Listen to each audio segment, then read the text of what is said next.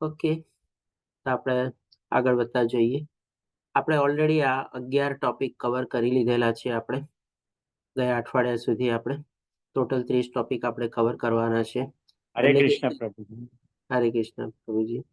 એટલે કે એક રીતે આપણે ઓલમોસ્ટ ફર્સ્ટ ફેઝ આપણે કવર કરી લીધેલો છે. કારણ કે આના પછી જે આપણે 12મા ટોપિકથી જે આપણે આગળ વધશું અને એમાં જે આપણે 12મો ટોપિક આજે લેવાનો છે ક્રોધ અથવા તો એંગર. એના સંદર્ભમાં આપણે જોઈએ કે થોડા ઘણા શ્લોકોની સંખ્યા જે છે એ વધતી જશે હવે તમારે. કારણ કે પહેલા જે આપણે 11 ટોપિક કવર કર્યા એમાં નોર્મલી આપણે 5, 6, 7, 8, 9 શ્લોક સુધી એવું કંઈક આપણે સંખ્યા હતી. હવે અહીંયા આપણે જેમ કે જોઈએ છે ક્રોધના સંદર્ભમાં 11 શ્લોકથી આપણે શરૂઆત કરશું અને જેમ કે ધ્યાન સુધી જો પહોંચશું લગભગ 44 શ્લોક છે. તો જે મેં પ્રમાણે આપણે વિદિત કરેલું હતું કે ભાઈ આ બધામાં આપણે લગભગ એક ટોપિકને આપણે 2 ક્લાસ જેવા લાગશે. આપણે અત્યાર સુધી જે 11 ટોપિક આપણે કવર કરી રહ્યા આપણે એક દિવસમાં આપણે એક ક્લાસમાં એક ટોપિક કવર કરેલો હતો. અને જે પ્રમાણે મને માહિતી મળેલી છે અને ગયા અઠવાડિયે આપની સાથે જે આપણે બે શેર કરેલું અથવા વિદિત કરેલું કે હવે આપણી પાસે આ ક્લાસ લઈને 8 ક્લાસ છે. તો 8 ક્લાસમાં હવે આપણે કેવી રીતે આગળ વધવું છે આપણે જોઈએ. જો આપણે આપણી નોર્મલ સ્પીડ પ્રમાણે જાશું તો આપણે લગભગ આપણે 8 ક્લાસમાં બીજા 4 ટોપિક આપણે આ કવર કરી શકશું. ક્રોધ, શાંતિ, ખુશી, સ્વધર્મ અને દેવી દેવતા. અને એના આગળનું પછીનું શું શેડ્યુલ છે મને ખબર નથી. આપ લોકોએ બધા ઘણી બધી વિનંતી કરી હતી. આપ લોકોનો બધાનો ઉત્સાહ, પ્રેમ અને લાગણી જોઈને ડેફિનેટલી આપણા જે સ્પોક્સ પર્સન છે અમરીશ પ્રભુજી છે અને જે બીજા આપણા વરિષ્ઠ આપણી સાથે જે બધા પાર્ટિસિપન્ટ છે એ લોકો એ વાતને આગળ પહોંચાડશે કે ભાઈ આપણે કેવી રીતે કન્ટિન્યુ કરવું કે શું કરવું તમારે. તો હજી સુધી મારી પાસે આગળ વધવાની કોઈ માહિતી આવેલી નથી. એટલે કે 8 ક્લાસમાં તમે બધા શું કહો છો? આપણે ફટાફટ હવે 8 ટોપિક કવર કરી નાખવા છે કે 8 ક્લાસમાં જેમ નોર્મલ જઈએ એ જ રીતે કવર કરવા છે અને પછી આગળ આપણે વિચારશું કેવી રીતે કરવું. શું કહો છો આ બધા? પ્રભુજી નોર્મલ નોર્મલ સ્પીડમાં જઈએ જાઓ, તો બેટર છે. નોર્મલ જ સ્પીડમાં જઈએ તો જાઓ બેટર પછી છે. આગળ વિચારશું. Okay. દામોદર માસ ચાલુ થાય છે ને પ્રભુજી, એટલે એક્સ્ટ્રા ક્લાસીસ રાખે છે હા એમાં. હા એ સર. કાર્તિક માસ બી એ તો શરૂ થઈ જાય છે ને. પછી કાર્તિક માસ પછી ચાલુ કરીશું પ્રભુજી, એવું હોય તો. ઓકે. હવે ઓક્ટોબરમાં હમણાં કાલે જ વાત થઈ હતી, ધર્મેશ પ્રભુએ એમના ક્લાસમાં કીધું કે દામોદર માસ આવે ને એટલે આપણે એના ક્લાસીસ પેલા જે દામોદર અષ્ટકમ છે ને એક્સ્ટ્રા જેની વાત છે એના માટે તેના ક્લાસીસ રાખે છે. 15મી તારીખથી પ્રભુજી 15મી પછી શું છે ઓક્ટોબર પ્રભુ, થી ને? ફાસ્ટ જવાથી કઈ બરાબર થશે નહીં અને જે છે એ બી એ થશે. એના કરતા બેટર છે we should go at the same speed. That is what my opinion. It's my personal opinion. Okay, તો ચાલો બધા મુકેશ પ્રભુજીના સાથે સહમત થાવ છો. આપણે જેમ નોર્મલ જઈએ એમ જ જઈએ આગળ વધી. હા પ્રભુજી નોર્મલ જ જવાની. નોર્મલ જ હા પ્રભુજી નોર્મલ જ જવા દે. ઓકે, ચાલો ધન્યવાદ આપ સૌના ઉત્સાહ બદલ. અને આશા છે કે થશે ક્લાસ આગળ એટલે. એ તો છે જ. આપણે આશા અમર છે. આપણે જે ટોપિક લીધેલો હતો ને કે ભાઈ આશા અમર છે તમારે, બસ. એ તો કૃષ્ણ જ કઈ ને કઈ રસ્તો કાઢશે પ્રભુજી. હા, એ તો કઈક રસ્તો નીકળશે. ચાલો, બરાબર. તો આજે આપણે એ 12મો ટોપિક કવર કરશું, એટલે કે ક્રોધ અથવા તો એંગર. એના સંદર્ભમાં શું કહો છો પ્રભુજી? ઓકે, કોઈ કઈ કીધું વચ્ચે? એનીવે, તો આના સંદર્ભમાં આપણે જોઈએ તો અહીંયા આપણે જે લિસ્ટ છે, પ્લીઝ હા બધા. પ્રભુજી, હા, શું માતાજી બોલો. એકચ્યુઅલી માં છે ને મારા માટે આ વસ્તુ નવી છે, પછી લાસ્ટમાં મને જણાવજો મતલબ આ શું છે એમ. મતલબ કે કોણ બોલે ભગવદ છે? ગીતાનો એક ભાગ છે. અરે હું મુક્તિ બોલું છું પ્રભુજી. અચ્છા, મુક્તિ માતાજી. ઓકે. હા, એટલે મારા માટે આ વસ્તુ નવી છે એમ. એટલે તમે પછી લાસ્ટમાં છેલ્લે તમને ટાઈમ અનુકૂળ આવે ત્યારે સમજાવજો કે મતલબ કે આ કયો ભાગ છે, ભગવતનો જ ભાગ છે કે પછી કઈક અલગ બુકમાંથી તમે આ વસ્તુનું જ્ઞાન આપો છો એમ. ડેફિનેટલી માતાજી, આપણે આ ભાગવત ગીતાનો જ ભાગ છે આપણે. અને ઓકે. શોર્ટમાં પછી આપણે એન્ડમાં બી આપણે લઈ લઈશું કે શું આપણે આ બ્રીજ હા ક્લાસનો પ્રભુજી. મોટિવ શું છે અને કેવી રીતે આપણે લઈએ છીએ. ઓકે. હા હા પ્રભુજી. હરે કૃષ્ણ પ્રભુજી.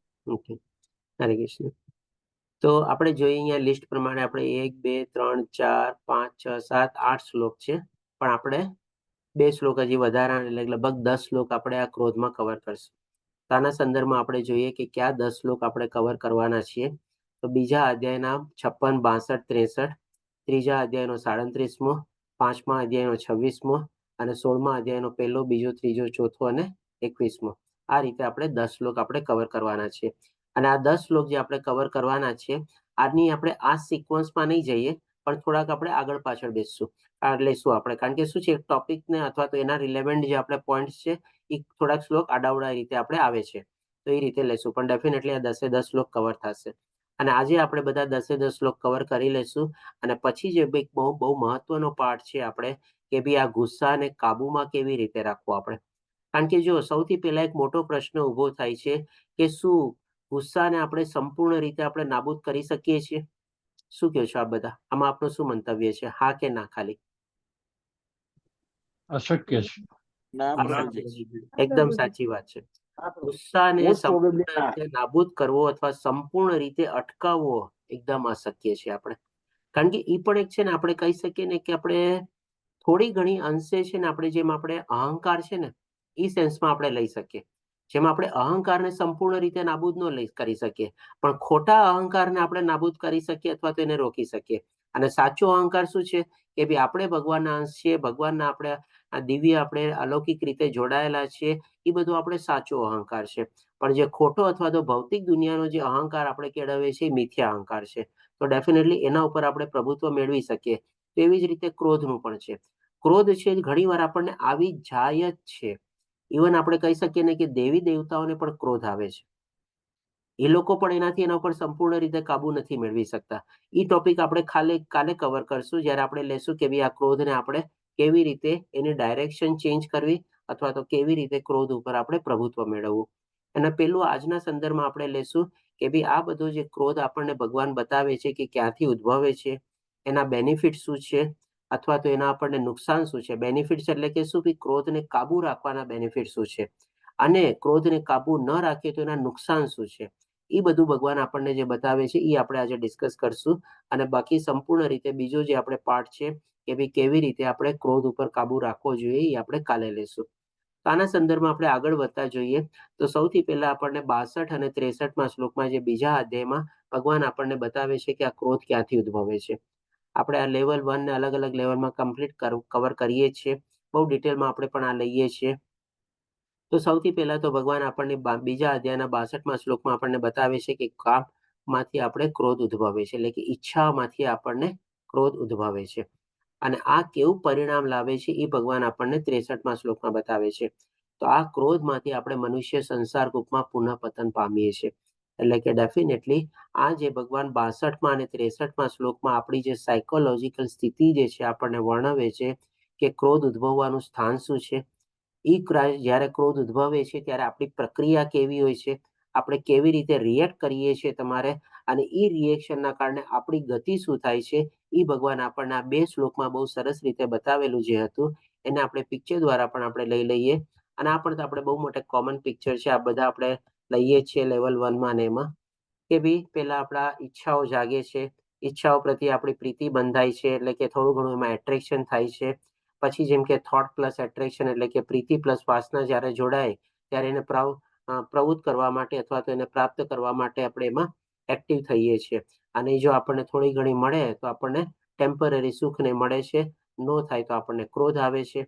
એ જ ભગવાન આપણને કહે છે કે આ ક્રોધનું ઉદ્ભવ સ્થાન કયું, તો કે ભાઈ આ જે ઇન્દ્રિયોના ઘટકોમાં જે આપણી કામના અથવા જે ઈચ્છા થઈ અને એના ઉપર આપણે જે ચિંતન કર્યું અને એ ચિંતન રૂપે પછી આપણે જ્યારે આગળ પ્રવૃત્ત થયા ત્યારે આપણને એમાંથી ક્રોધ ઉદ્ભવે છે તમારે.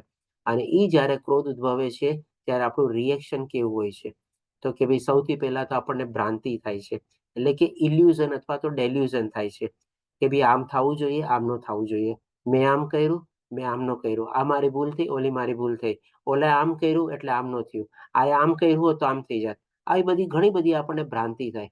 કારણ કે શું કામે ભ્રાંતિ થાય? કારણ કે થોડા ઘણા અંશે આપણે નિષ્ફળ ગયેલા છીએ. આપણને જે પ્રાપ્ત કરવું હતું એ પ્રાપ્ત કરવામાં આપણને સફળતા નથી મળી, એટલા માટે આપણે કહી શકીએ આવી બધી થોડી ઘણી આપણને ભ્રાંતિ ઉદ્ભવ થાય છે. અને એ જ્યારે ભ્રાંતિ અથવા આપણને ઇલ્યુઝન બધા ઊભા થાય છે ત્યારે આપણે પોતાની મનની સ્વસ્થતા જે છે એ આપણે ખોઈ બેસીએ છીએ. અને મનની સ્વસ્થતા ખોવાવી એટલે કે ભાઈ થોડી ઘણી આપણી જે યાદ શક્તિ હોય છે ને, આપણે ઘણી બધી ચીજો એવી હોય છે કે જે આપણને એનો અનુભવી થયેલ હોય છે. બીજાના અનુભવથી પણ આપણે જાણતા હોઈએ છીએ, પોતાના અનુભવથી પણ આપણે જાણતા હોઈએ છીએ કે ભાઈ ન કરવું જોઈએ. જેમ કે આપણે દાખલા રૂપે લઈએ કે માની લ્યો એક છોકરાને જે છોકરી પ્રત્યે પ્રીતિ બંધાઈ ગઈ. હવે એ પ્રીતિ બંધાવાના કારણે એમાં પ્રવૃત્ત થયો અને એમાં એને સફળતા ન મળી. હવે આવો જ એક્સપિરિયન્સ એને કદાચ એની પોતાની લાઈફમાં પણ આગળ થયેલો હોય છે, પણ એ બધું ત્યારે ભૂલી જાય છે. અથવા તો બીજા લોકો એને કીધું હોય છે, એને પણ ઈ ત્યારે ભૂલી જાય છે. આ એક નાનકડો એક્ઝામ્પલ લીધો આપણે. આવી ઘણી બધી ચીજો એવી હોય છે કે આપણા પોતાના અનુભવને પણ આપણે ભૂલી જઈએ છીએ અને એમાં જ્યારે આપણે નિષ્ફળતા અથવા તો પ્રવૃત્તિ મેળવવામાં આપણે સફળ નથી થતા ત્યારે. એટલે કે આવી રીતે આપણી યાદશક્તિની અસ્વસ્થતા આપણે ગુમાવી બેસીએ છીએ અને એના પ્રમાણે આપણી ડેફિનેટલી આપણી બુદ્ધિની પણ હાનિ થાય છે. એટલે કે બુદ્ધિની હાનિ એટલે કે શું? ન બોલવાનું બોલીએ, ન વિચારવાનું વિચારીએ, ન કરવાનું કરીએ. આપણને પોતે આપણે કઈ સ્થિતિમાં છીએ એ આપણે ભૂલી જઈએ છીએ. આપણે કયા લેવલમાં છીએ એ આપણે ભૂલી જઈએ છીએ. એટલે કે બી આપણી બુદ્ધિ ઉપર આપણા પોતાનો કંટ્રોલ રહેતો નથી. મન ઉપર તો રહેતો જ નથી, ઇવન આપણી બુદ્ધિ ઉપર પણ આપણો કંટ્રોલ રહેતો નથી. તમારે આપણે ઘણીવાર હોઈ શકીએ કે ભઈ ભૌતિક દુનિયાના હિસાબે બહુ સારી એવી ડિગ્રી ને બધું પ્રાપ્ત કરેલું હોય, ભણેલા ગણેલા હોઈએ, પણ જ્યારે ગુસ્સો આવે ને ત્યારે એ વ્યક્તિ જે વર્તન કરતો હોય, એક અભણ માણસ અથવા તો જેને કહીએ ને કે આપણે કે અધમ વ્યક્તિ જે છે, એના બેના વચ્ચે જ્યારે કમ્પેર કરીએ ને કોઈ તફાવત ન લાગે તમારે ત્યારે. એટલે કે આવી રીતે આપણી બુદ્ધિની પણ હાનિ થાય છે અને એ જ આપણું વિનાશ નોતરે છે અથવા તો આપણું પતન નોતરે છે. જેમ ભગવાન આપણને ઓલામાં શું બતાવે છે, શ્લોકમાં કહે છે ને કે ભાઈ મનુષ્ય સંસાર કૂપમાં પુનઃ પતન પામે છે. એટલે આ ક્રોધ જ આપણું પતન પણ નોતરે છે. એટલા જ માટે આપણે ઘણીવાર બી કહીએ છીએ કે ભાઈ વિનાશ કાળે વિપરીત બુદ્ધિ. તો આ રીતે ભગવાને આપણને જે બતાવ્યું ક્રોધ ક્યાંથી ઉદ્ભવ્યો. હવે આપણે પ્રેક્ટિકલી જોઈએ કે ભાઈ આપણી લાઈફમાં બધા ક્રોધના ઉદ્ભવના સ્થાન શું શું છે તમારે. એના સંદર્ભમાં જોઈએ તો આપણને આ જે ગુસ્સો અથવા જે ક્રોધ આવે છે, આ બધા આપણે કહી શકીએ કે આપણા કારણો છે તમારે. ભગવાને જે બધું બતાવ્યું ને કામમાંથી ઉત્પન્ન થાય છે, તો આ બધામાં તમે જોજો થોડે ઘણે અંશે એ કામ અથવા ઈચ્છા રહેલી જ છે. સૌથી પહેલા તો હતાશા, એટલે કે કોઈ ચીજ આપણને પ્રાપ્ત કરવામાં સફળતા ન મળી, નિષ્ફળતા મળી એટલે આપણે હતાશ થઈ જઈએ છીએ, હારી જઈએ છીએ. એનું રીઝન શું પાછળ? તો કે કામ જ નહીં, ઈચ્છા જ ને તમારે. એનું ચિંતન કર્યું અને એમાં આપણે પ્રવૃત્ત થયા તમારે અને નિષ્ફળતા મેળવી. પછી એમાં માટે લ્યો ક્યારેક આપણે કોઈ વ્યસનના આપણે આદિ બની જઈએ છીએ તમારે. તો ઘણીવાર ક્યારેક વ્યસન પણ છે ને એ પણ પાછું એક ક્રોધનો ઓર કારણ બને છે.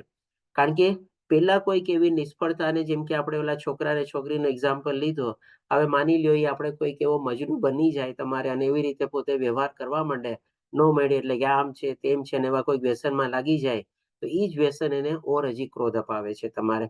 એક તો એની મનમાં બધી સ્થિતિઓ જે છે તો એને ક્રોધ અપાવે છે, સાથે સાથે વ્યસન પણ એને ઓર ક્રોધ અપાવે છે. કારણ કે એની આપણી શરીરની અંદર ઈ વ્યસન લેવાના કારણે એવા બધા હોર્મોન્સ અને કેમિકલ રિએક્શન્સ થાય છે કે જે આપણી મનસ્થિતિને એફેક્ટ કરે છે આપણને અને ઓર આપણને ક્રોધિત કરાવે છે. પછી અસંતોષ, એટલે કે આપણ અસંતોષ પણ શેમાંથી જાગ્યો? કામમાંથી જાગ્યો ને, આપણે ઈચ્છામાંથી જાગ્યો ને. આપણે જે ચીજમાં આપણને સંતોષ નથી થતો એ આપણો અસંતોષ થઈ ગયો. એટલે કે બી હજી આપણને જોવે છે, વધારે જોવે છે, ઓર સારા માત્રામાં જોવે છે. એટલે કે બી આપણી ઈચ્છાઓ હજી અધૂરી રહેલી છે, અતૃપ્ત ઈચ્છા રહેલી છે. એટલે કે પણ આપણા અસંતોષમાંથી આપણને ક્રોધ જન્મે છે. પછી અધૂરી અપેક્ષા, ઘણીવાર આપણી અપેક્ષાઓ જે છે અધૂરી રહી જાય છે. આપણે જો જીવનકાળ દરમિયાન ઘણીવાર એવી કોક આપણી ઈચ્છા હોય છે કે જે આપણે મરતે વખત સુધી આપણે કદાચ પૂરી નથી કરી શકતા. એક નાનકડો દાખલો લઈએ કે માની લો કોઈક આપણે હોય વ્યક્તિ, એને કે ભાઈ પોતાના જીવનમાં ભણી કરીને કંઈક બનવું હોય અથવા માની લો એની ઈચ્છા છે કે ભાઈ ડોક્ટર બનવું કે એન્જિનિયર બનવું. તમારે ફેમિલી સંજોગો એવા બધા સર્જાણા કે ભાઈ એ પોતાની ઈચ્છા પૂરી ન કરી શક્યો. એને મરતે દમ સુધી અફસોસ રહે કે ભાઈ હું તો ભણવામાં હોશિયાર હતો, આમ હતું તેમ હતું, બધું હતું, પણ એવી પરિસ્થિતિને સંજોગો સર્જાણા, હું મારી ઈચ્છા પૂરી ન કરી શક્યો. આમાં પણ એને કે ને કે ઈ જેની અધૂરી અપેક્ષા રહેલી હોય છે ને, એને આખી જિંદગી છે ને આખી નડે છે તમારે. ઈ માની લો ઈ પોતાની ડિગ્રી અચીવ ન કરી શક્યો અને એનું જીવનકાળ માની લો 70-80 વર્ષનું રહ્યું, તો એ જે 20-25 વર્ષમાં એની જે અધૂરી ઈચ્છા રહેલી હોય છે એ આખી જિંદગી ભૂલતો નથી તમારે. અને કહે ને કે ડગલે ને પગલે છે ને એને યાદ આવે છે. અને ઈ જ આપણે કહી શકીએ કે બધા કારણોનું કારણ અથવા તો ક્રોધનું કારણ પણ હંમેશા બનેલું જ હોય છે તમારે. કારણ કે એની અતૃપ્ત ઈચ્છા રહેલી છે, અપેક્ષા રહેલી છે તમારે. ખોટું વર્તન, આપણે વિચારીએ છીએ કે આ વ્યક્તિ તો મારી સાથે આવી રીતે વર્તન કરવું જોઈએ, એટલે કે પણ એક આપણી ઈચ્છા થઈ ગઈ, પણ એ જે સામેવાળું વ્યક્તિ છે એનાથી વિપરીત વર્તન કરે છે અથવા તો આપણી અપેક્ષા પ્રમાણે વર્તન નથી કરતું, આપણને ગુસ્સો આવે છે તમારે. ઘણીવાર આપણે શું છે બહુ થાકેલા હોઈએ ને ત્યારે પણ આપણને ક્યારેક ક્યારેક ગુસ્સો આવે છે. અને આની પાછળનું પણ તમે જો કારણ જોશો ને, એ થાકવા પાછળનું કારણ પણ આપણી કોઈ અધૂરી ઈચ્છા જ હોય છે. કારણ કે માણસ થાકે ક્યારે? જ્યારે પોતાને ગમતું કોઈ કામ કરતા હોય તમારે, તમે જોજો એ માણસને થાક ન લાગે, એની રુચિ પણ હોય તમારે.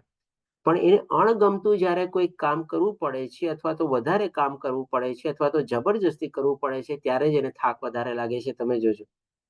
એટલે કે ભાઈ એ થાક લાગવાનું પાછળનું કારણ શું? તો કે ભાઈ એને જે ગમતું નથી ને એ કામ એને કરવું પડે છે.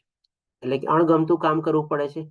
એટલે કે ભાઈ પણ એની જાતની ઈચ્છા થઈ ગઈ ને કે ભાઈ એને ગમતું તો એ ન કરવા માંડ્યું ને અણગમતું એને કરવું પડ્યું. એટલે એ પણ આપણે કામમાંથી એમાંથી જ એને થાક લાગ્યો, એટલે એ થાકમાંથી પણ આપણે ગુસ્સો ઉદ્ભવે છે તમારે. પછી નિરાશા. ડેફિનેટલી આપણે હતાશ અને નિરાશાના સંદર્ભમાં આપણે ડિસ્કસ કર્યું હતું થોડું ઘણું કે ભાઈ હતાશ એટલે કે ભાઈ આપણે હારી જઈએ તમારે, અને નિરાશા એટલે કે એક જાતની આપણી નારાજગી.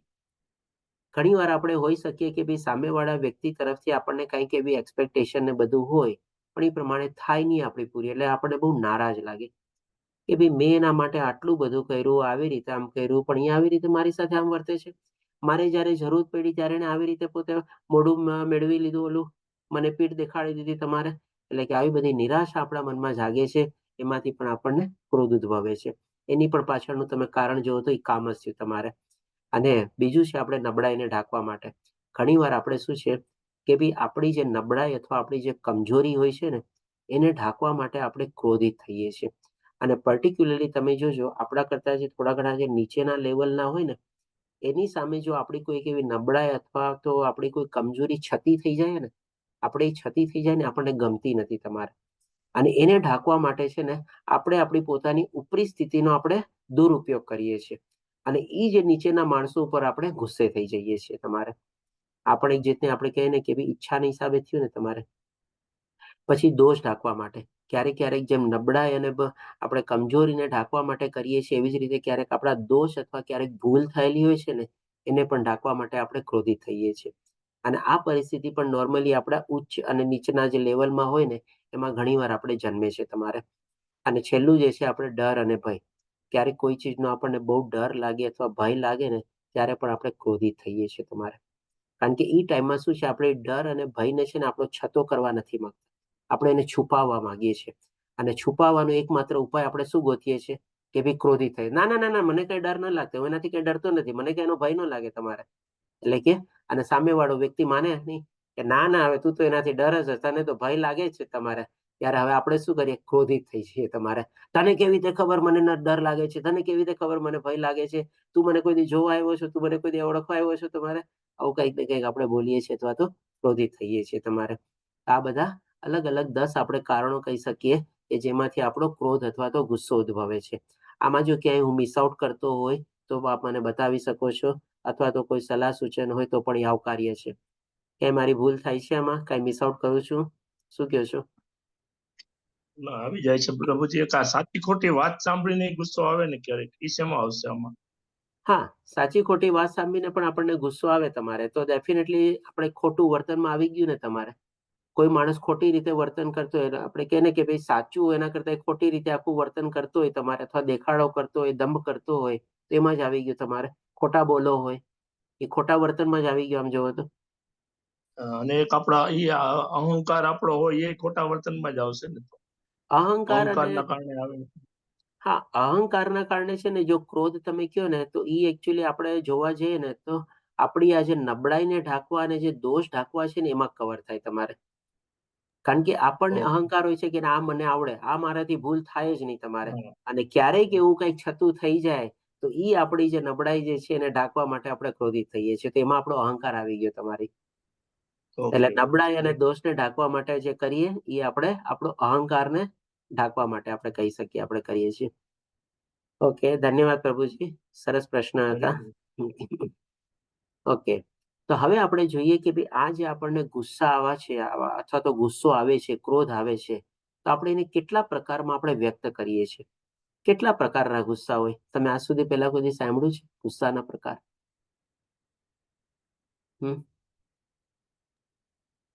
ના પ્રભુજી. એકચ્યુઅલી જો જવાબ જોઈ લેશો ને ત્યારે તમે કહેશો આ તો મને ખબર જ હતી. આ તો આમ જ હોય.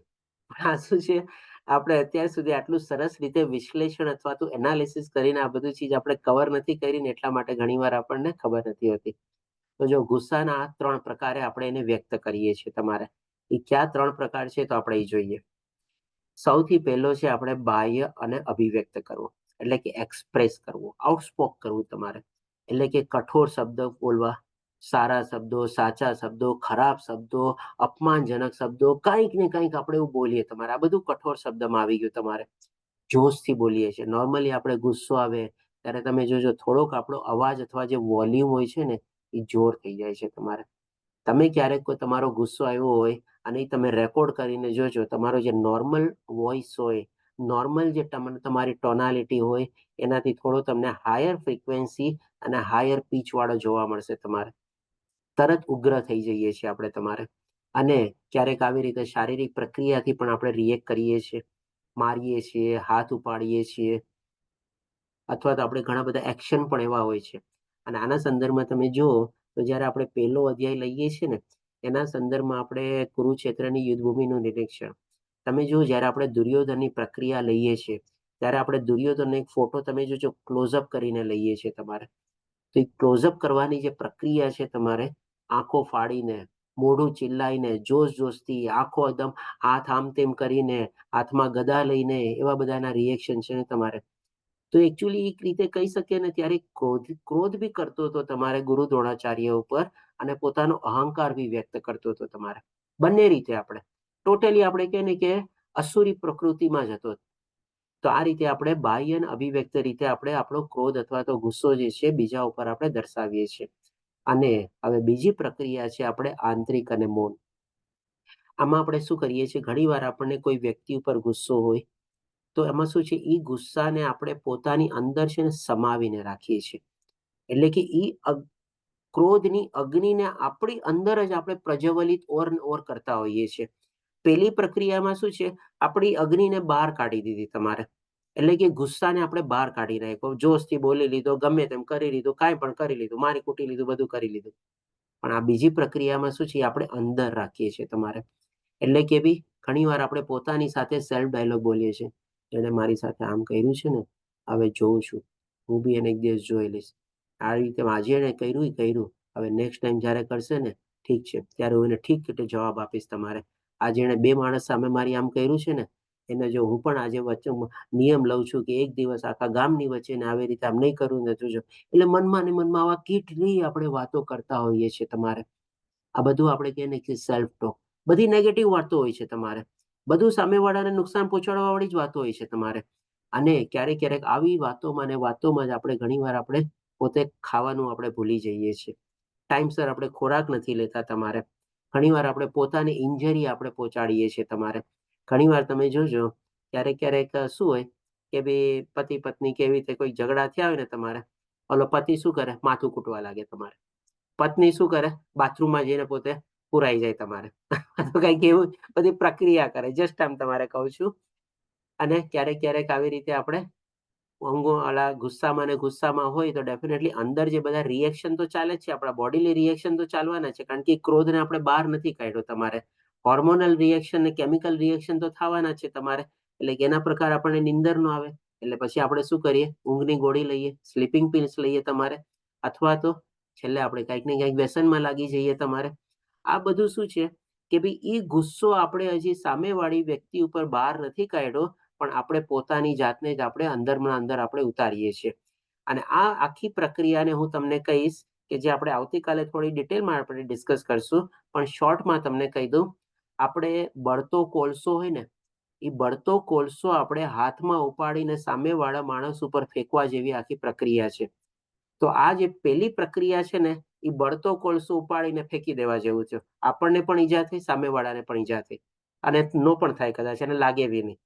અને આ જે પ્રક્રિયા છે ને, આમાં તો સૌથી વધારે આપણે પોતાની જાતને નુકસાન ઉપાડીએ છીએ. આમાં શું છે, આપણે બળતો કોલસો આપણે હાથમાં રાખીએ છીએ, ઉપાડીએ છીએ, અને હાથમાં આપણે પકડીને રાખીએ છીએ એ ગુસ્સાને. હજી ગુસ્સો આપણે સામેવાળા ઉપર ફેંકો નથી. તો એ જે બળતો કોલસો જે છે, તમે જ્યાં સુધી હાથમાં પકડીને રાખશો, કોને વધારે નુકસાન પહોંચાડે છે? આપણને પોતાને જ વધારે નુકસાન પહોંચાડે છે ને. તો આ જે આંતરિક અને મૌન જે પ્રકારનો જે ગુસ્સો જે છે ને, એ તો હું કહું કે બહુ જ ખરાબ છે આપણા પોતાના માટે. અને છેલ્લે છે તમારે આ પરોક્ષ ગુસ્સો. એટલે પરોક્ષ ગુસ્સો શું છે? એટલે કે ભાઈ એ ડાયરેક્ટલી આપણે સામેવાળા ઉપર એટેક બી નથી કરતા અને આપણે પોતાની અંદર બી નથી રાખતા, પણ ઇન બિટવીન વચ્ચેની સ્થિતિમાં હોય છે તમારી. એટલે કે ભાઈ ઓલો ગરમ કોલસોમાં પડ્યો છે, આપણે વિચારીએ છીએ કે ભાઈ આ ગરમ કોલસો હાથમાં ઉપાડ્યા વગર સામેવાળા વ્યક્તિ ઉપર સુધી કેવી રીતે લાગી જાય તમારે, એવું આપણે કંઈક ને કંઈક કરીએ છીએ. એટલે એ કરવાના પ્રક્રિયામાં શું કરીએ, આપણે બીજા માણસને કરીએ, અરે તારું તો ફૂટબોલ રમવાની પ્રક્રિયા બહુ સારી છે ને, એક કામ કરતા જલતા કોલસાને ઓલા માણસ તરફ મારતો તો જો તારો નિશાનો કેવો લાગે છે, ફૂટબોલથી મારતો હતો એને. એટલે આવી કંઈક ને કંઈક એવી પ્રક્રિયા કહીએ, જસ્ટ એક્ઝામ્પલ રૂપે. એના સંદર્ભમાં શું છે, ખોટે ખોટી ટિપ્પણીઓ પસાર કરવી, કમેન્ટ પાસ કરવી. તમારે આપણે ગુસ્સો ઇનડાયરેક્ટલી આવી રીતે સામેવાળી વ્યક્તિ માટે ઉતારીએ છીએ. એના માટે કંઈક ને કંઈક નેગેટિવ બોલવું, કંઈક સારું કર્યું હોય તો આપણે એમાં કંઈક એવી નેગેટિવ ગોતવાનું તમારે. એટલે કે ને કે ભાઈ દૂધમાંથી પોરા કાઢવા તમારે, અથવા તો એની સાથે વાત ન કરવી તમારે. એ આપણી સામે વાત કરવા આવે, આપણે મોઢું ચડાવીને બેસી જવું, હા ના હું હા એવો કંઈક જવાબ આપી દેવો તમારે. અથવા તો એ માણસને જ આપણે એવોઇડ કરતા હોઈએ છીએ ઘણીવાર, એ માણસને આપણે ઇગ્નોર કરતા હોઈએ છીએ તમારે. એ માણસ ઘણીવાર આપણને બોલાવે કે હાજરી આપવાનું કંઈક કહે, આપણે એને ના પાડી દઈએ છીએ તમારે. કારણ કે એ શું કામે છે, આપણો જે ગુસ્સો એના પ્રત્યે આપણે નિકાળ્યો નથી પૂરેપૂરો. અને એ ગુસ્સાને આપણે અંદર બી નથી રાખીને બેઠા, પણ આવી રીતે આપણે પરોક્ષ રીતે અથવા તો એપરન્ટલી દેખાય બી નહીં, ખબર ન પડે એવી રીતે આપણો ગુસ્સો એના પ્રત્યે આપણે જતાવીએ છીએ. તો આ 3 પ્રકારે આપણને જે અલગ અલગ કારણોથી જે ગુસ્સો આવે છે, એ આ 3 પ્રકારે આપણામાંથી આ ગુસ્સો બહાર નીકળી શકે છે તમારે. હવે આપણે જોઈએ કે આ જે ગુસ્સો આપણે જો રોકી રાખીએ, એટલે કે સૌથી પહેલા તો આપણે જાણી ગયા કે ભાઈ ગુસ્સાને સંપૂર્ણ રીતે આપણે નાબૂદ નથી કરી શકવાના, આપણે ગુસ્સાને કાબુમાં રાખવાનો છે.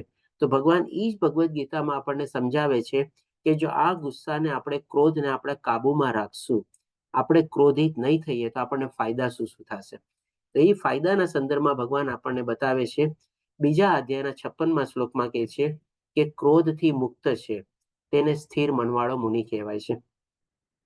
તો હવે અહીંયા આપણે થોડા ઘણા બધા શ્લોકો આપણે લઈ લઈશું કે જેમાં આપણે જોશું કે ભાઈ ક્રોધને જો કાબુમાં રાખીએ તો આપણને ફાયદા શું થાય, અને ક્રોધને જો કાબુમાં ન રાખીએ તો આપણને નુકસાન શું થાય. બંને ચીજ ભગવાને આપણને ભગવદ્ ગીતામાં બતાવેલી છે. તો આપણે જેમ અહીંયા ભગવદ્ ગીતામાં 56મા શ્લોકમાં બીજા અધ્યાયમાં ભગવાન કહે છે કે જો આપણે ક્રોધથી મુક્ત થઈ શકીએ અથવા તો એને કાબુમાં રાખી શકીએ તો આપણે સ્થિર મનવાળા, એટલે કે આપણું મન જે છે એ પણ આપણા કાબુમાં રહી શકે. જો ક્રોધને કાબુમાં ન રાખીએ તો મન પણ આપણા કાબુમાં નથી રહેવાનું. ડાયરેક્ટલી પ્રોપોર્શનલ છે ને તમારે, એ ઇઝ પ્રોપોર્શનલ ટુ બી, એના જેવું થયું તમારે. એ વધશે તો બી વધશે તમારે. એટલે કે જો ક્રોધ વધશે તો તમારું મન પણ વિગ્રહ વધારે થશે તમારે. ક્રોધને તમે કાબુમાં રાખ્યો હશે તો મનને પણ તમારે કાબુમાં તમે રાખી શકશો. એટલે કે સ્થિર મુનિવાળો કહેવાય, મનવાળો મુનિ કહેવાય છે, પહેલો ફાયદો. પછી ભગવાન આપણને બીજા ફાયદા રૂપી બતાવે છે 5મા અધ્યાયના 26મા શ્લોકમાં કે છે કે જેવો ક્રોધ રહિત થયેલા છે, આમાં જે મેઇન છે આપણે એ જ આપણે પિકઅપ કરીએ, અને ક્રોધ રહિત થયેલા છે તેમની મુક્તિ નજીકના ભવિષ્યમાં સુનિશ્ચિત હોય છે. કેટલો મોટો બેનિફિટ અહીંયા ભગવાને આપણને બતાવ્યો છે, વિચારો તમે. આપણે બધાને મુક્તિ જોવે છે, બધાને આપણે ભગવાનના ધામમાં જવું છે, બધાને આપણે પોતાના મનુષ્ય જીવનનું લક્ષ્ય અચીવ કરવું છે. એટલા જ માટે તો આપણે બધામાં આગળ વધી રહ્યા છે ને તમારે. અને આ લક્ષ્ય અચીવ કરવામાં કેટલો મહત્વનો ભાગ છે તમે વિચારો. અહીંયા ભગવાન શરૂઆતથી જ ક્રોધથી કરે છે. જો જેવો ક્રોધ, પછી ભગવાન બીજી ચીજ લે છે કે ભૌતિક કામનાઓથી રહી, એટલે કે ચાલો બધું મોહ માયાથી આકર્ષણ, એમાં પણ આપણે અનાસક્તિ કેળવવાની છે અથવા વિરક્તિ કેળવવાની છે. પછી નેક્સ્ટ સ્ટેજમાં ભગવાન કહે છે કે જેવો આત્મજ્ઞાની છે, એટલે કે આત્મજ્ઞાન જેણે કેળવેલું છે, આધ્યાત્મિક જ્ઞાન જેણે કેળવેલું છે. પછી નેક્સ્ટ સ્ટેપમાં ભગવાન જાય છે આત્મસંયમી. આત્મસંયમ એટલે કે ભાઈ પોતાની આત્માની સાથે જોડાવાની કોશિશ કરે છે, આત્મ સાક્ષાત્કાર સુધી પહોંચવાની કોશિશ કરે છે. અને પછી ભગવાન કહે છે કે પૂર્ણતા પામવા માટે, પૂર્ણતા પામવા એટલે કે ભાઈ ભગવાનના આપણા મનુષ્ય જીવનના લક્ષ્યને પ્રાપ્ત કરવા માટે. અલ્ટિમેટલી ગોલ જો એ જ છે પૂર્ણતા પામવા માટે, પણ ભગવાને એને એકદમ છેલ્લે મૂકી. ભગવાને શરૂઆત ક્યાંથી કરી? શરૂઆત ક્રોધથી કરી તમારે. તો જો કેટલું ઇમ્પોર્ટન્સ છે તમારે આપણે પૂર્ણતા પ્રાપ્ત કરવા માટે ક્રોધ ઉપર કાબુ મેળવવો. જો ક્રોધ ઉપર કાબુ મેળવશું ને આપણે, તો જ આ બધી ચીજ છે ને એના ઉપર બિલ્ડઅપ થશે. ક્રોધ ઉપર જો કાબુ નહીં મેળવીએ આ બધી ચીજ બિલ્ડઅપ થવાની જ નથી જે બાકી બધી ભગવાન અહીંયા બતાવે છે તમારે. બધું આપણે કાંઈ કામમાં નથી આવવાનું તમારે. સૌથી બેઝિક સ્ટેપ્સ અહીંયા ભગવાન આપણને ક્રોધથી શરૂઆત કરીને બાકી બધા એક એક સ્ટેપ આગળ વધતા જાય છે. અને એકદમ હાઈએસ્ટ સ્ટેપ જે છે ભગવાન ઉપરમાં આપણને બતાવે છે પૂર્ણતા પામવા માટે સતત પ્રયાસ કરનારા છે. તો એના માટે ભગવાન કહે છે કે મુક્તિ નજીકના ભવિષ્યમાં સુનિશ્ચિત. આ બધું ક્યારે? સૌથી પહેલું જે બેઝિક સ્ટેપ છે, ફાઉન્ડેશન સ્ટેપ છે કે ભાઈ જો ક્રોધ ઉપર આપણે કાબુ મેળવશું તો જ આપણને મુક્તિ આપણને નજીકના ભવિષ્યમાં પ્રાપ્ત કરવા માટે આપણે આગળ વધી શકશું. અને ભગવાન તો ત્યાં સુધી કહે છે કે સુનિશ્ચિત હોય છે, એટલે કે કન્ફર્મ કહે છે, ગેરંટી આપે છે. પણ પહેલી ચીજ એ કે ભાઈ તારા ક્રોધ ઉપર કાબુ મેળવ, પોતાના સંયમમાં રાખ ક્રોધને, બાકી નહીં તો આ બધું કાંઈ કરવી શકવાનું જ નથી આપણે તમારે. એટલે કે આ રીતે બીજો ઇમ્પોર્ટન્ટ બેનિફિટ ભગવાને આપણને બતાવ્યો 5મા અધ્યાયના 26મા શ્લોકમાં. હવે આગળ વધતા હજી એક બહુ મહત્વનો બેનિફિટ આપણને બતાવે છે ભગવાન 16મા અધ્યાયમાં, જે આપણે ભગવાન 26 દૈવી ગુણો બતાવે છે. એમાં પણ જો ભગવાન કહે છે ક્રોધ વિહીનતા. આ 26 ગુણોમાંથી ક્રોધ વિહીનતા એક છે જેને ભગવાન શું કહે છે? આ દિવ્ય ગુણો છે. એટલે કે ડેફિનેટલી જો ક્રોધ ઉપર કાબુ મેળવશું અને ક્રોધ ઉપર કાબુ મેળવવામાં આપણે પૂરેપૂરા પારંગત થઈ જશું, એટલી હદ સુધી પહોંચી જશું કે આપણને ક્રોધ આવશે જ નહીં તમારે. એટલે કે ક્રોધ વિહીનતાના લેવલ સુધી જો આપણે પહોંચી જશું તમારે, તો ભગવાન કહે છે દિવ્ય ગુણો છે. ઇવન દેવી દેવતાઓમાં પણ ક્રોધ આવે છે, એ પણ આપણે થોડું ઘણું આવતીકાલે આપણે ડિસ્કસ કરશું તમારે. પણ ભગવાન અહીંયા આપણને એ તો કહે છે ને કે ભાઈ આ દિવ્ય ગુણો છે ને દેવતુલ્ય પુરુષોમાં જોવા મળે છે. એટલે કે અહીંયા પણ ક્રોધ વિહીનતાનું કેટલું બધું ગુરુત્વાકર્ષણ છે આપણે, અથવા તો કેટલું બધું ઇમ્પોર્ટન્સ છે એ અહીંયા ભગવાન આપણને બતાવે છે કે જો એકવાર આપણે ક્રોધ વિહીનતા કેળવી લેશું એ પણ આપણા દિવ્ય ગુણોમાં સામેલ થઈ જાય છે તમારે. તો આ રીતે આપણે સમજી શકીએ છીએ કે ભાઈ ક્રોધ ઉપર કાબુ મેળવવો બહુ જ જરૂરી છે, અત્યંત જરૂરી છે આપણે કહી શકીએ. અને જે ભગવાને આપણને બેનિફિટ બતાવ્યા એ હવે આપણે સમરાઇઝ કરીએ આપણે, તો આ રીતે આપણે સમજી શકીએ કે ભાઈ ગુસ્સાને અથવા તો ક્રોધને જો આપણે કાબુમાં રાખી શકીએ તો આટલા ફાયદા આપણને થાય છે.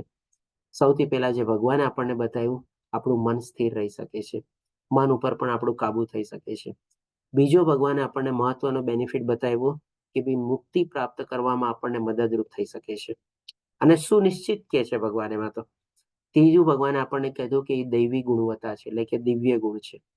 અને હવે આપણે જો થોડું ઘણું ભૌતિક દુનિયાના સંદર્ભમાં આપણે જોઈએ, જે આપણે કહી શકીએ કે આ બધા બ્રિજ ક્લાસનો આપણો મોટિવ છે આપણે કે કેવી રીતે આપણી પ્રેક્ટિકલ લાઈફમાં આ બધી ચીજો પણ આપણને બહુ ફાયદાકારક થાય છે.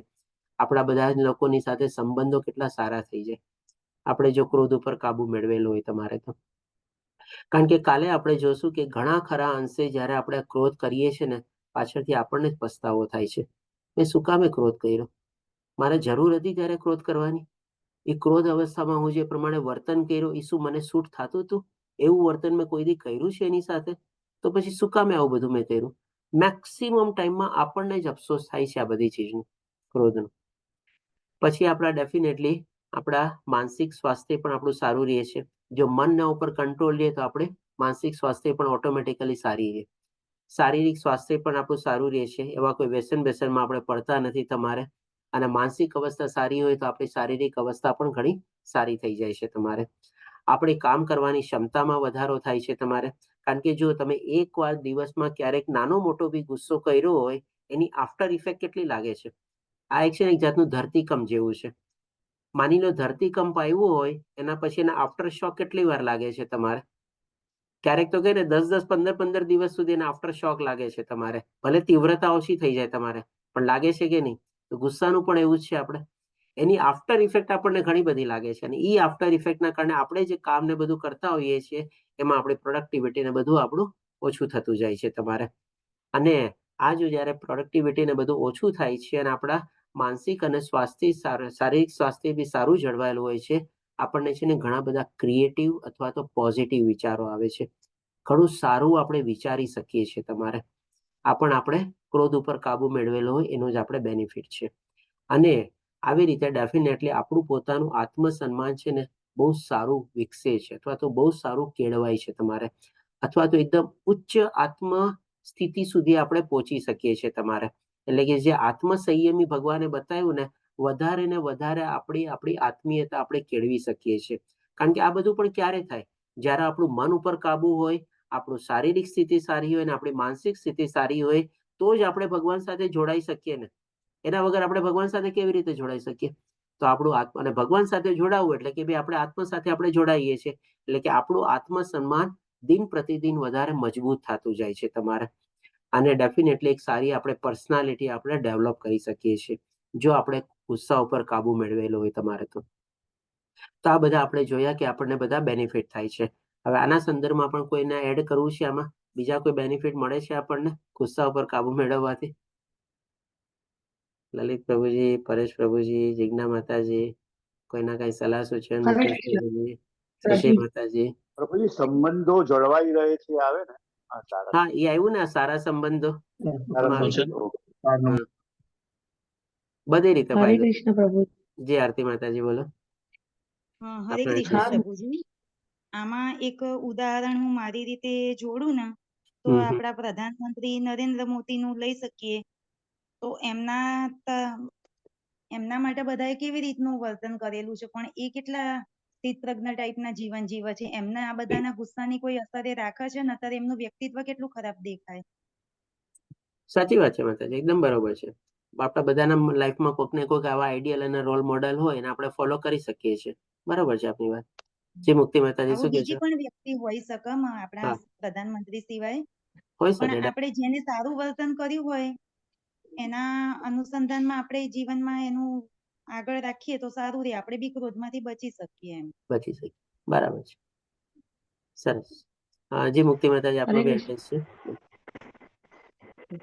પ્રભુજી, જેમ કે આપણે મહાભારત જયારે મતલબ પતી ગયું, જયારે મહાભારત એટલે કે યુદ્ધ પતી ગયું ત્યારે જે ધૃતરાજ જે હતા તે ભીમને આમ જકડતા હતા, મતલબ ગુસ્સો બહાર કાઢતા હતા. બરાબર છે ને? મતલબ એક ઉદાહરણ પેલું જે છે કે ગુસ્સો બહાર કાઢ્યો ત્યારે પછીથી એમનું મન શાંત થઈ ગયું. અને બીજું ઉદાહરણ છે કે જે ખરેખર ગુસ્સો પી જાય છે, જેમ કે મીરાબાઈ છે, પછી ગોળા કુંભાર છે, નરસિંહ મહેતા છે, ઘણું બધું એ લોકોને લોકો આમ ટોર્ચર કરતા હતા એમ.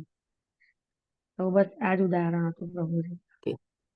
પહેલા ઉદાહરણ આપનું એકદમ બરોબર છે તમારે કે ભાઈ ધૃતરાષ્ટ્રએ ગુસ્સો બહાર કાઢ્યો તમારે, પણ જે તમે મીરાબાઈ અને નરસિંહ મહેતાનો જે દાખલો આપ્યો ને કે ગુસ્સો પી ગયા તમારે, એકચ્યુઅલી એ અવસ્થા નહોતી, એનાથી ઘણી ઊંચી અવસ્થા હતી મીરાબાઈ અને નરસિંહ મહેતાની. તો આપણે કહી શકીએ એને તો છે ને ક્રોધ વિહીન અવસ્થામાં એ લોકો પહોંચી ગયા હતા તમારે, કે ભાઈ એને તો ભૌતિક દુનિયાની સાથે કોઈ એવો નિસ્બત જ નહોતો અને કોઈ ચીજથી એને ક્રોધ આવતો જ નહોતો તમારે.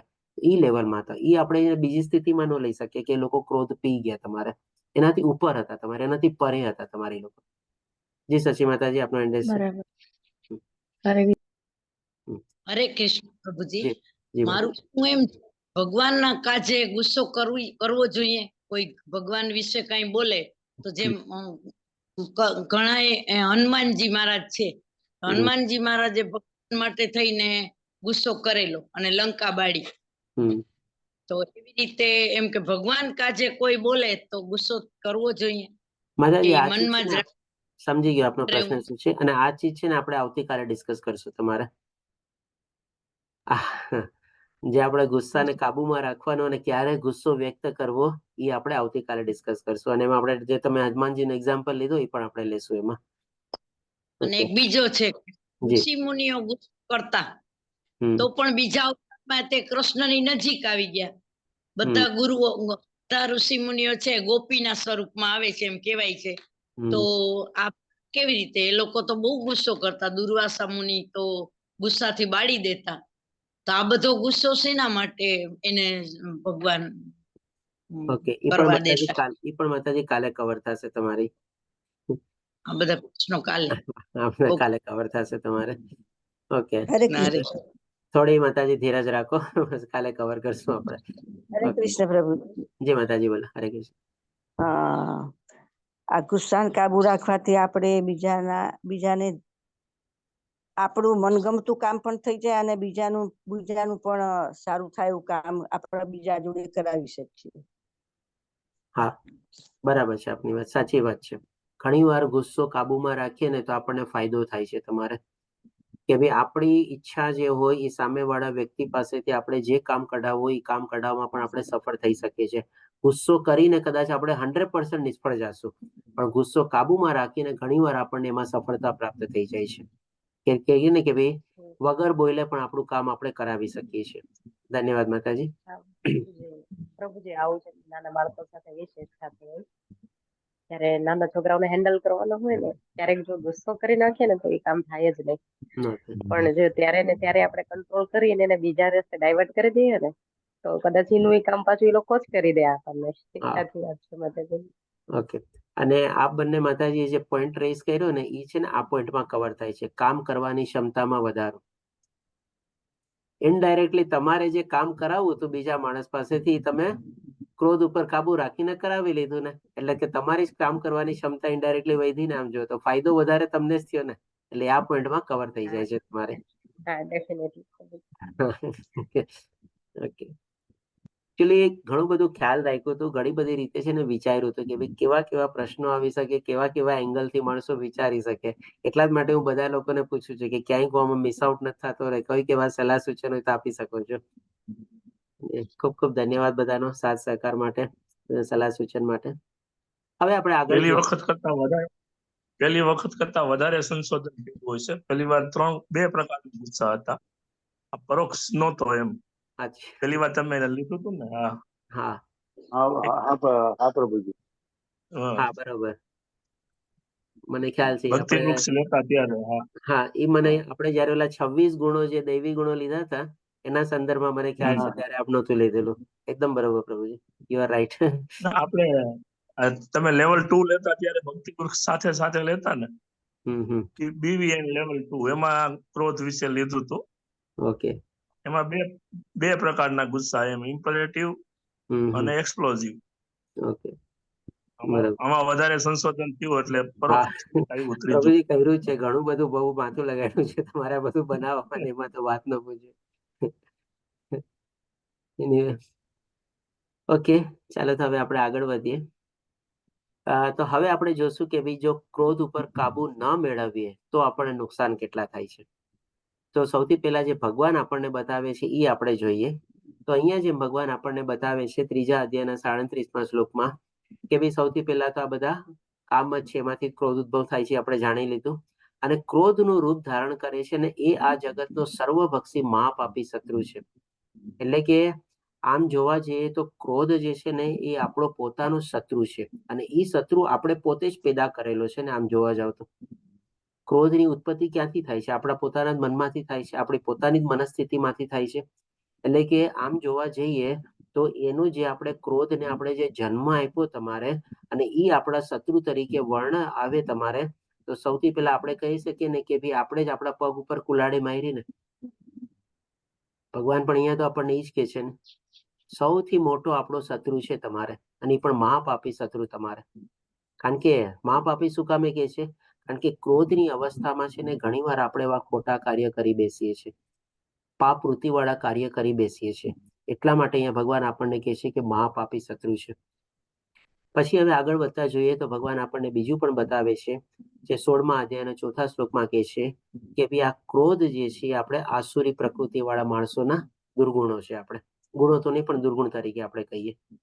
તો હવે આપણે સમજી શકીએ છીએ કે ભાઈ જ્યારે આપણે ક્રોધ કરીએ છીએ ત્યારે આપણા અને અસુરમાં કોઈ ફરક રહેતો નથી.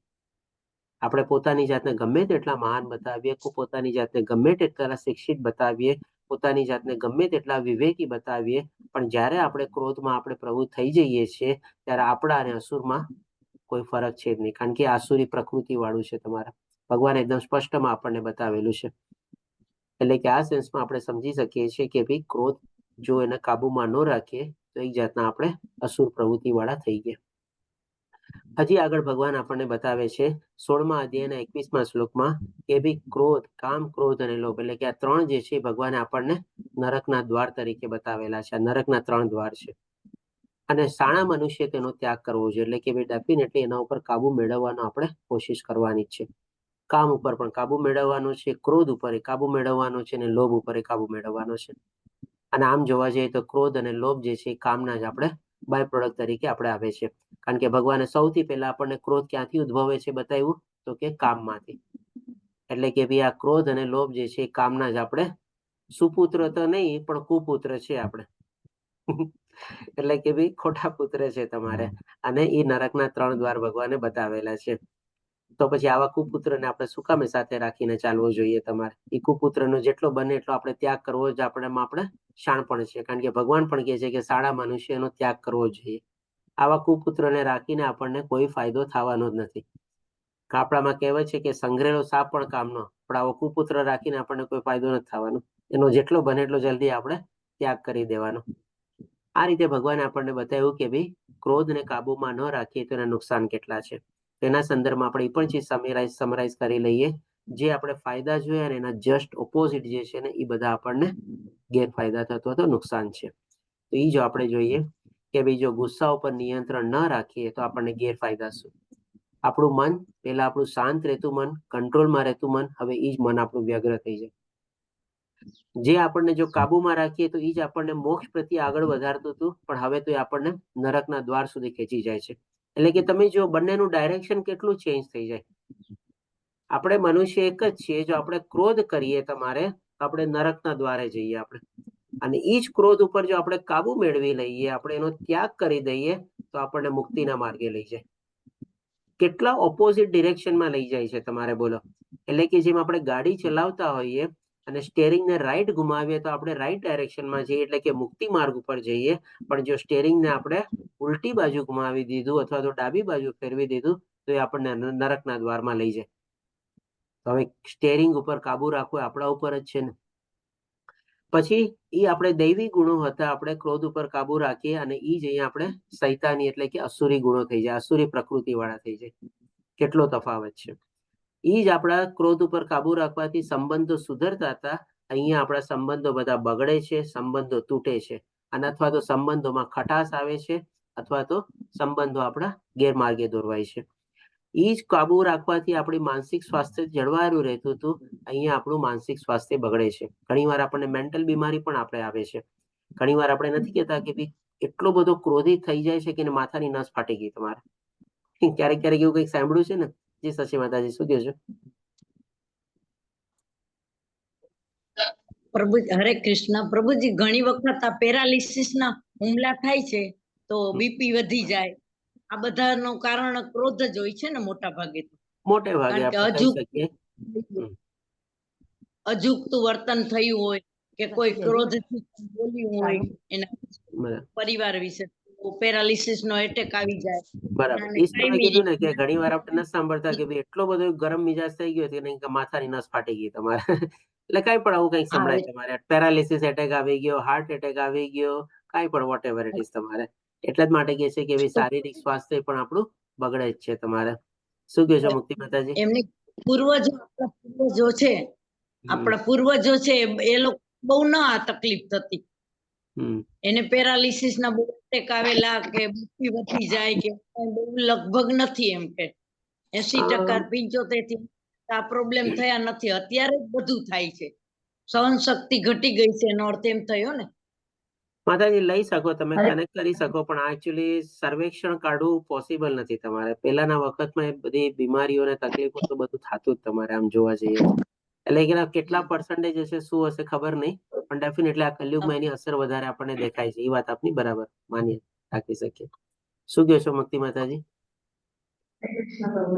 આ બધું તમારી ચિત્ર છે, આ બધું લખીને મૂક્યું છે ને, ડેફિનેટલી મને એવું લાગે છે કે આ મારું જ છે. કે આ બધી વસ્તુ મતલબ છે, ગુસ્સો બી આવે છે વધારે પડતો. ક્યારેક કોઈને અજાણ પડે બી એમ ગુસ્સો કરતો, ફૂલ પાડ્યો છે ત્યારે ગુસ્સો આવી જાય.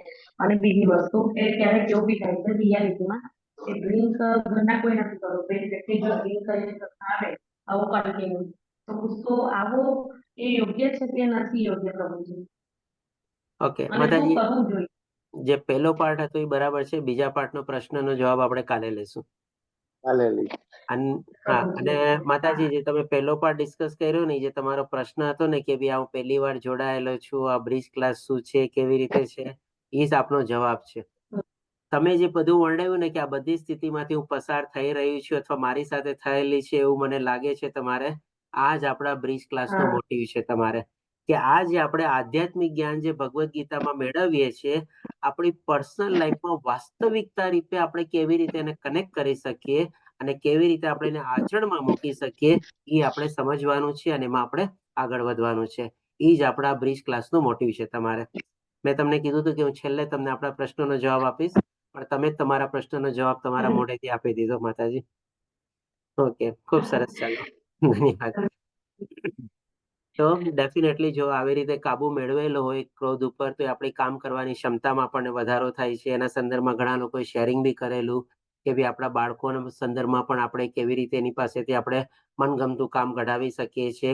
પણ આ તો છે ને ખાલી બાળકોના સંદર્ભમાં નહીં, પણ આ જો ટેકનિકને તમે સારી રીતે સમજી લેશો ને તો આ સાસુ વહુના સંદર્ભમાં પણ છે ને બહુ એપ્લાય થાય છે. કેવી રીતે સાસુ એની વહુ પાસેથી વગર કીધે કામ કઢાવી લેવાનું અને કેવી રીતે વહુ એને સાસુને કીધા વગર પોતાના ધાયરું કરાવી લેવાનું, એ પણ આપણે આમાં કરી શકીએ છીએ. તમારે આ બધું જ બધા રિલેશનમાં એપ્લાય થાય છે તમારે. એટલે કે ભાઈ નકારાત્મક વિચાર આપણે આવે છે, જો આપણે ક્રોધને કાબુમાં ન રાખી શકીએ અને કાબુમાં રાખ્યા હોય તો સારા અને પોઝિટિવ વિચારો આવે છે. અને ડેફિનેટલી આપણું આત્મસન્માન ઓછું થાય છે, કારણ કે આપણે ભગવાનથી વિખૂટા પડીએ છીએ. ભગવાને શું કીધું? આ દૈવી ગુણો નથી, અસુરી ગુણો છે. તો ભગવાનને શું અસુરો ગમે છે? નથી ગમતા. ભગવાનને તો દૈવી ગુણો વાળા ગમે છે ને. જી જાગૃતિ માતાજી, આપનો હેન્ડ રેઝ છે, શું કહો છો? હરે કૃષ્ણ પ્રભુજી.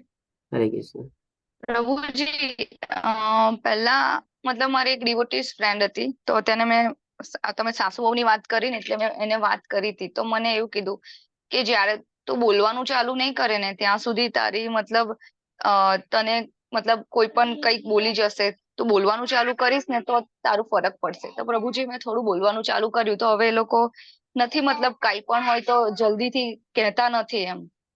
તો પછી અમુક સિચ્યુએશનમાં આપણે મતલબ ગુસ્સો ના કરીએ પણ બોલવું હોય તો સામે જવાબ આપી શકીએ, અને જવાબ આપીએ તો ઓટોમેટલી ગુસ્સા જેવું સિચ્યુએશન હોય તો આપણી અંદર બી થોડું ઘણું તો રિએક્શન આવી જ જવાનું.